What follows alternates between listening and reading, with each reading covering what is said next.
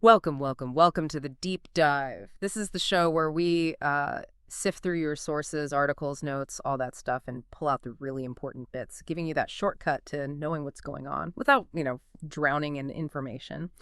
Today we are diving headfirst into fantasy football, specifically the buzz around Jacksonville Jaguars wide receiver Brian Thomas Jr. Seems like he's really emerging as an elite option. We're working off an article called Jaguars Brian Thomas Jr. Seen as elite fantasy football option, originally up on Jacksonville Jaguars on SI.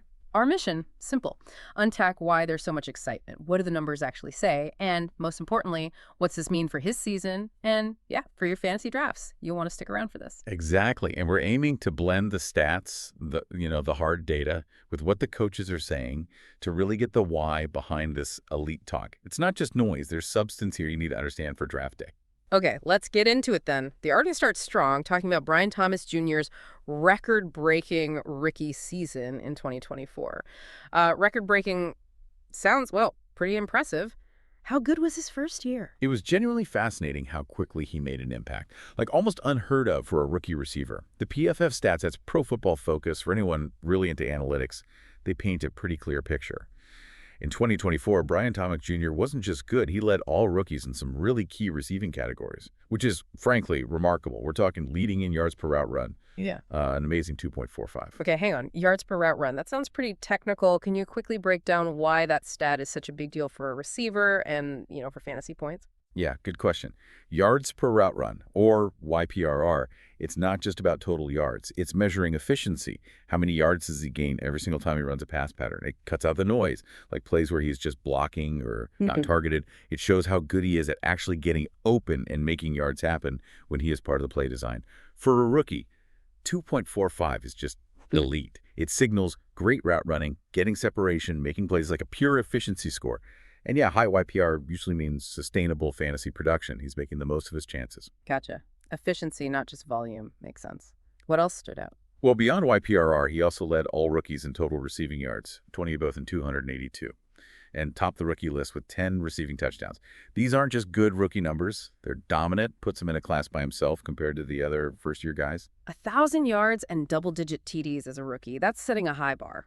But the article also mentions his progression, how he got better as the season went on. What did that look like? Why is that late surge so important? Right, and that's maybe even more compelling. He didn't just start strong, he clearly improved. Weeks 1 through 10, he was already doing well, averaging about 60.7 yards per game. Solid. That made him the PPR WR13. Okay, WR13 and PPR points per reception. That's a really good starting point, especially for a rookie. Exactly, but then, weeks 11 through 18, he just exploded, kicked it into another gear entirely. Averaged, get this, 96.7 yards per game. Wow, 96.7. Yeah, that boosted him all the way up to the PPR WR5 during that stretch, top 5. And that late surge, it's not just a hot streak. It signals he was figuring things out, getting comfortable, mastering the NFL game, building chemistry. He wasn't hitting the rookie wall. He was smashing through it. For fantasy, seeing that kind of acceleration, that's gold. It suggests he's primed for a big leap in year 2. He adapted fast. Okay, leading rookies, finishing like a top 5 guy, that definitely warrants the hype. So where does that put him now heading into this season? How are the rankings reflecting this? This is where you see that elite label really stick. PFF's pre-training camp fantasy rankings have him at number 7. Number 7 among all wide receivers. Number 7 already, before camp even starts. Yep. Think about that. They're projecting him as a top-tier WR1 right now. And look who's ahead of him. Just 6 guys. Jamar Chase, Justin Jefferson, Puka Nacua, Malik Neighbors, CeeDee Lamb, and Amon-Ra St. Brown. Wow. Okay, that's the absolute cream of the crop. Jefferson, Chase, Lamb, Nacua, and Neighbors, who also had monster rookie years. St. Brown. Yeah, that's elite company. Exactly. It puts him right in that top bracket. Expectations for year 2 aren't just high. They're like sky high. And remember, he was a first-rounder from LSU in 24. The talent was obvious. But seeing it translate this quickly, that's why the projection is so aggressive. It's that mix, size, speed, and his route running seems to be developing really fast. Makes him a matchup nightmare. He's not just athletic, he's producing. It really is an incredible ranking for a guy heading into just his second season. What specific things, beyond the raw stats, do you think analysts like PFF are seeing that makes them put him that high, ahead of so many proven guys? Well, it's Definitely more than just the numbers, though those are hard to ignore. I think they're valuing that rare combination he has. Elite speed, right? He can absolutely take the top off a defense. But it's also that he seems to be expanding his route tree quickly, and he showed he can win those contested catches downfield, especially late last season. He was beating DBs and making tough grabs. That makes him versatile. He can win deep, create after the catch, be a red zone weapon. For fantasy, that means big plays, touchdowns, consistent yards, high ceiling, but maybe a higher floor than you'd expect for someone so young. Okay, so a true potential WR1 makes him a really interesting target in those early rounds of the draft, maybe second or third round, you're thinking. Absolutely. He's got that legitimate WR1 upside you're looking for there. Right. Now, it's clear Thomas Jr. was fantastic, but you know how it goes in the NFL. Good performance means defenses pay attention, and teams sometimes bring in more competition. The Jags did add some other receivers, Diami Brown, Travis Hunter. So the obvious question for fantasy players is, does this threaten Thomas Jr.'s targets? Or is there something else going on with the offense? It's a crucial question. Definitely something fantasy managers need to weigh. And yeah, they brought in Brown and Travis Hunter. The article specifically notes Hunter could be potentially significant target competition, given he can do a lot of things. But here's the thing.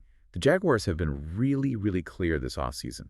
The message, consistently, has been basically the passing game still runs through Thomas. Okay, so they're doubling down on him being the guy. Seems like it. It feels less like adding competition for him and more like adding pieces around him. And critically, they brought in Liam Cohen as the new OC. Liam Cohen, right? Known for creative passing offenses. Exactly. He's got a great track record, optimizing passing attacks, getting his playmakers the ball where they can succeed. Think about his time with the Rams, with Kentucky. He schemes guys open. Thomas Jr. should be the main beneficiary here. Cohen's systems tend to funnel targets to the primary receiver, using motion, play action, different formations to create those good matchups. And, the big caveat, or maybe hope, is a healthy Trevor Lawrence. If Lawrence is healthy and plays well, that connection with Thomas Jr., his clear number one, that's where the massive potential gets unlocked. A healthy Lawrence throwing to Thomas in a Cohen offense. Yeah. Yeah, you can see the potential upside there. And you mentioned Hunter. Maybe Cohen's offense can support both. I think that's the idea. The upgraded scheme, with Thomas drawing attention, could actually help Hunter find space too. Right. So yeah, potentially both could deliver starting fantasy value. But Thomas is still clearly the alpha, the one getting the high-value looks. Okay, so the team seems committed. The new OC should help. But that brings up another point Cohen himself mentioned. Defenses know Thomas is the guy now. They're going to try and stop him. The article says Cohen expects double teams. How do they plan to deal with that? Because if he's constantly doubled, that could hurt his production, right? And what's really interesting is how Cohen's already thinking about this. He's not just reacting, he's planning. He even drew comparisons to other top guys he's worked with. He mentioned Cooper Kupp with the Rams, often doubled from the slot, with a nickel outside and a safety or linebacker bracketing him inside, trying to trap him. Then he mentioned Mike Evans in Tampa, more of an outside guy, drawing a corner and a safety. Using these examples shows Cohen understands the different ways defenses will attack Thomas, depending on where he lines up. So he's anticipating the different types of doubles Thomas might see. Exactly. And his goal, knowing Thomas will draw that extra attention, is about creating balance. If the defense commits two guys to Thomas, well, that means someone else has a one-on-one matchup somewhere. Makes sense. Use Thomas's gravity to help others. Precisely. It could open things up for the running back, Travis Etienne perhaps, or the tight end, Evan Ingram, or the other receivers, like Hunter. By using formations, motion, play calls, Cohen wants to dictate where the double team goes and then attack the resulting single coverage elsewhere.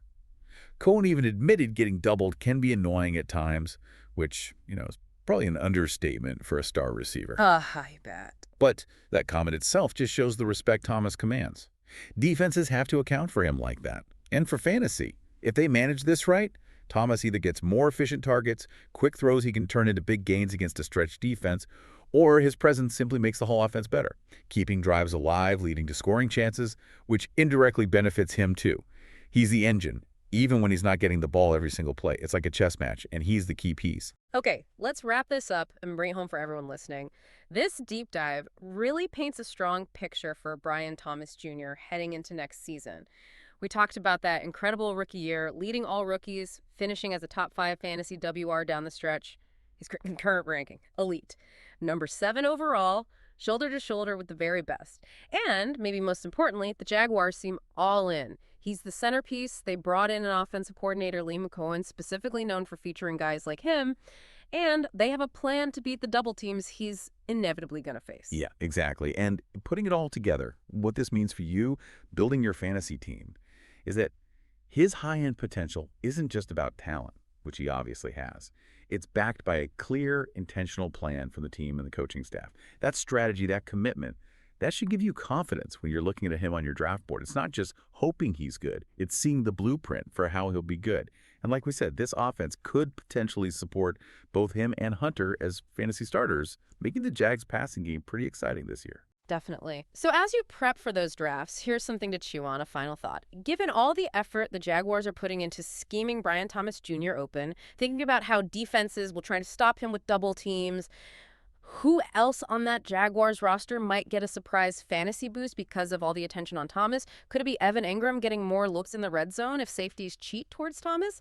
Maybe Travis Etienne sees more checkdowns with room to run. What about the other receivers? Could guys like Travis Hunter or even someone further down the depth chart suddenly find themselves in really favorable one-on-one situations more often? Think about that gravitational pull he has. How could you maybe capitalize on those other opportunities, finding late-round value created simply because Brian Thomas Jr. demands so much defensive focus? Something to consider as you get ready for your fantasy season.